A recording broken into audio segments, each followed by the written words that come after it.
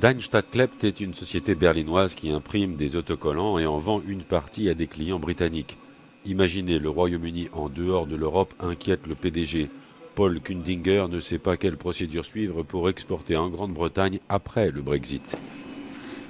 De quel type de documents ai-je besoin? Que dois-je faire? Bien sûr, je peux imprimer les documents douaniers pour la Malaisie, mais ce ne sont pas les documents pour le Royaume-Uni. Devant l'incertitude et la probabilité croissante d'un Brexit sans accord, Paul Kundinger a pris la décision d'interrompre ses affaires avec la Grande-Bretagne. On va mettre tout ça en pause et attendre de voir ce qui va se passer. Aujourd'hui, 10% des clients de l'entreprise de Paul Kundinger sont britanniques. Ce n'est pas assez pour menacer la société, mais c'est une part suffisante pour inquiéter les 20 salariés de Daimler Klept. Le personnel est inquiet face au manque d'informations. Ils attendent que je leur en donne. C'est comme avec les politiciens, tout le monde attend des réponses d'en haut, mais je n'ai pas de réponse.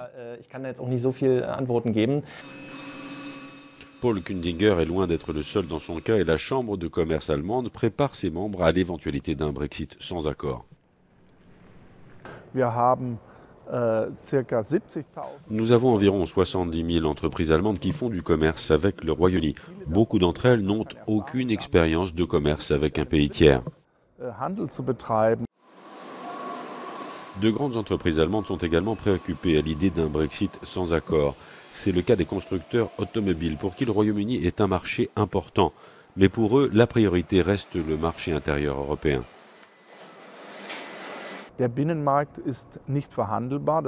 Le marché intérieur de l'Union européenne n'est pas négociable. Cela a été clairement indiqué par la Commission européenne et le gouvernement allemand. L'industrie et le commerce allemand soutiennent cette position. Aucun compromis ne saurait menacer les 4 libertés fondamentales du marché intérieur.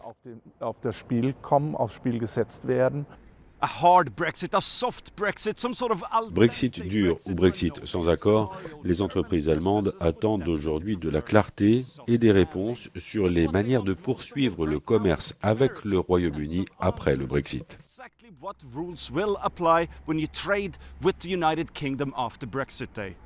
This is Jonah Callaghan reporting for Euronews from Berlin.